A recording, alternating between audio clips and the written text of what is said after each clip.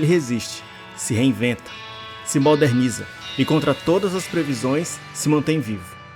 E após décadas de impopularidade, ele retorna com força para conquistar toda uma nova audiência.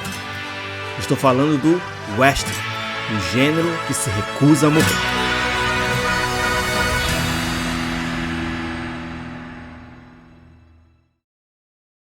Dê uma olhada nesse gráfico. É visível que os filmes de faroeste ou westerns viveram seu auge até meados do século XX. No que diz respeito à popularidade, a comparação mais comum é dizer que os filmes de faroeste de ontem são os filmes de super-heróis de hoje. A figura do Homem-Aranha é tão popular hoje quanto a figura do cowboy foi nessa época.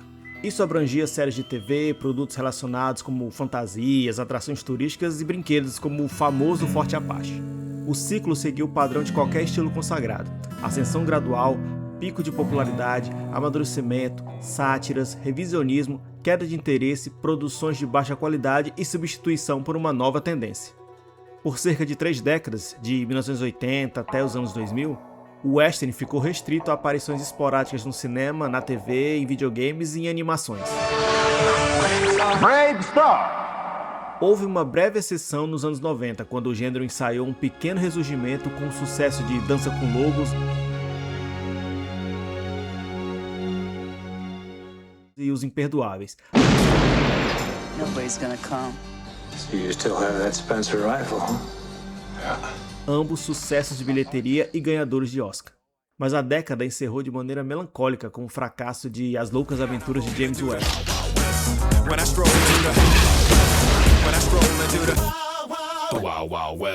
recolocando o gênero novamente em um lugar de menor visibilidade. Mas a verdade é que ele nunca sumiu de fato, e durante os anos 2000 tivemos boas obras cinematográficas.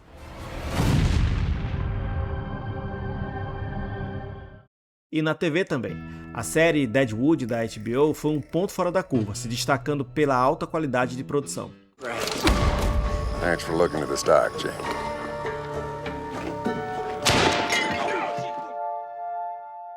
Mas foi na década seguinte que o western passou por uma revitalização e atingiu níveis de popularidade como há muito não se via.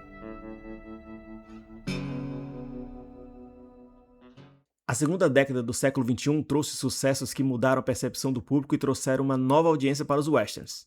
E muito disso teve a ver com a atualização da forma como essas histórias chegaram até o novo público. Em 2010, estreava na TV norte-americana a série Justified, que acompanha um delegado com um estilo que lembra os cowboys do Velho Oeste lidando com a criminalidade no condado de Harlan, no Kentucky. Baseado na obra de Elmore Leonard, Justified é um neo-western. Histórias que se passam muitos anos depois do período histórico do Velho Oeste, mas que preservam elementos clássicos em cenários contemporâneos. Essa transposição atualiza os arquétipos tradicionais para debater questões atuais, como crises econômicas, narcotráfico, mudanças climáticas, ganância corporativa, falência estatal e imigração. Essa mudança temporal foi essencial para este retorno. Antes, a imagem do cowboy, das cidades isoladas e dos saloons, parecia restrita a públicos mais velhos, parecendo antiquada diante da tecnologia moderna. Com essa nova ambientação, a série foi um sucesso e durou 5 temporadas e mais uma minissérie anos depois.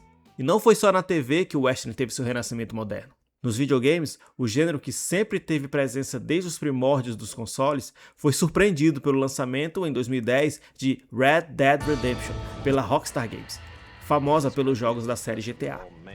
O que parecia apenas uma versão de GTA do Velho Oeste se revelou uma homenagem extremamente fiel ao espírito dos antigos faroestes, principalmente os western spaghettis feitos na Itália. Em vez de só repetir o humor ácido e satírico de seus outros jogos, a Rockstar adotou um clima melancólico, refletindo sobre o fim da época dos pistoleiros que não tinham mais lugar no mundo de trens de ferro, automóveis e a civilização moderna. O jogo foi um enorme sucesso e foi a porta de entrada do gênero para uma parcela da audiência mais jovem, que provavelmente nunca havia assistido a um western na vida. Enjoy life! It's a beautiful struggle! De volta à TV, no ano seguinte, temos Hell on Wheels, outro exemplo de sucesso, mas assim como Deadwood, situa sua história no século XIX, na época em que as ferrovias e estradas de ferro rasgavam os Estados Unidos, passando por cima de qualquer um que estivesse em seu caminho. Houve ainda Longmire, série menos conhecida pelo público geral, mas que também encontrou sua audiência cativa, durando 6 temporadas. À medida que a década avançava, mais exemplares do gênero iam surgindo tanto nos cinemas quanto na TV. Django Livre, Bravura Indômita, O Regresso, Rango, Os Oito Odiados, A Qualquer Custo, Rastros de Maldade, Os Indomáveis, O Assassinato de Jesse James, Westworld.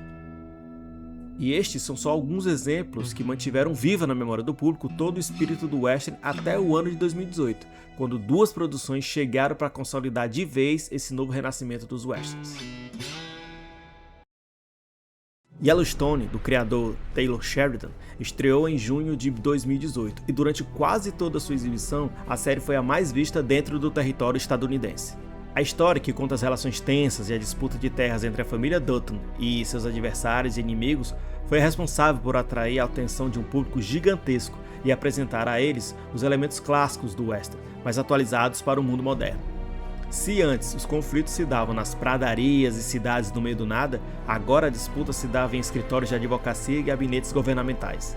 É um mundo diferente, onde o poder do capital e do lobby se mescla com disputas territoriais, inclusive com os povos indígenas originais daquela terra, que também aprenderam a lutar nessa nova arena.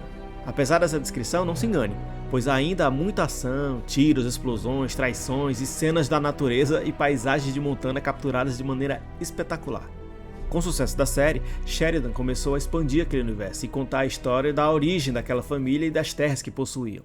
Assim surge 1883, sobre os antepassados dos Dutton e como eles chegaram naquele território. Na minha opinião, Sheridan foi muito certeiro em introduzir um novo público ao faroeste pelo caminho da menor resistência. Se a imagem do western clássico parecia envelhecida e antiquada ao grande público, então começava com uma história passada nos tempos atuais. Depois de conquistar a audiência, ele conta uma história de origem, aí sim com todo aquele imaginário e estética mais associada ao gênero, mas adotando uma linguagem visual mais moderna, cinematográfica e fazendo a ligação com algo que o espectador já estava familiarizado. Deu muito certo, e gerou outro spin-off, 1923, que continuava a história em outro período. Depois vieram outros derivados, que continuavam as tramas de membros da família nos dias atuais. O gênero retornou com muita força, principalmente nas redes de televisão e plataformas de streaming. Hoje, a TV virou o principal espaço para essas produções, que contam com um nível de qualidade semelhante aos filmes de Hollywood.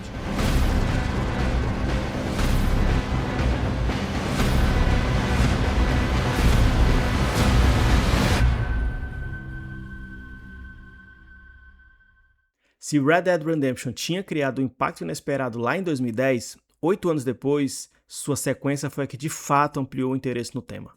Red Dead Redemption 2 foi um sucesso ainda maior que seu antecessor, sendo até hoje um dos 10 videogames mais vendidos da história. Um jogo de faroeste estar na mesma lista de um Super Mario é um feito sem precedentes. O game melhora tudo o que veio antes, usando o que havia de mais avançado em tecnologia de recriação de ambiente, captura de movimentos e reconstituição de época.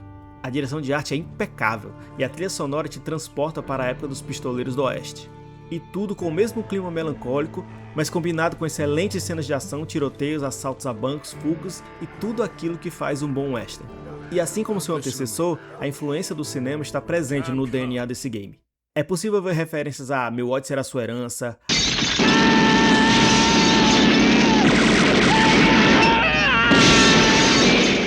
A Proposta, You should never have left us.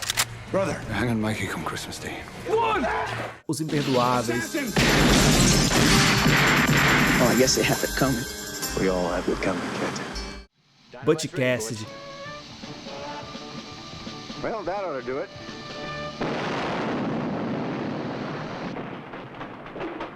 Think you used enough dynamite there, Butch? O Vingador Silencioso,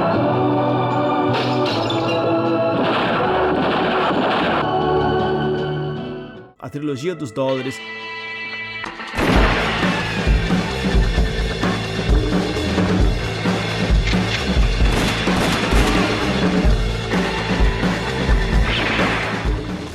Era uma vez no Oeste,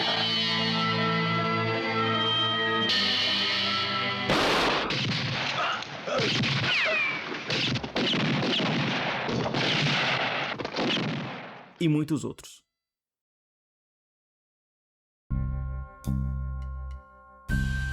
E tudo isso que eu mostrei é só a ponta do iceberg que é o universo do western. Posso falar das misturas de gênero entre o western e o terror e ficção científica.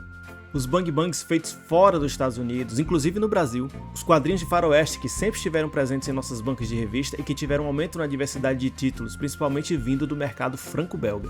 A própria história real do Velho Oeste é imensa, cheia de personagens interessantes e acontecimentos marcantes. Aqui mesmo no Brasil, o cangaço e as histórias de pistolagem do Nordeste seriam os equivalentes ao faroeste estrangeiro, mas com características próprias da nossa cultura. Então, se inscreva, curta e compartilhe esse vídeo e vamos fazer desse canal o maior e mais completo sobre os westerns do país. Nossa primeira meta é atingir os 1000 inscritos. Então, conto com seu apoio. Até o próximo vídeo.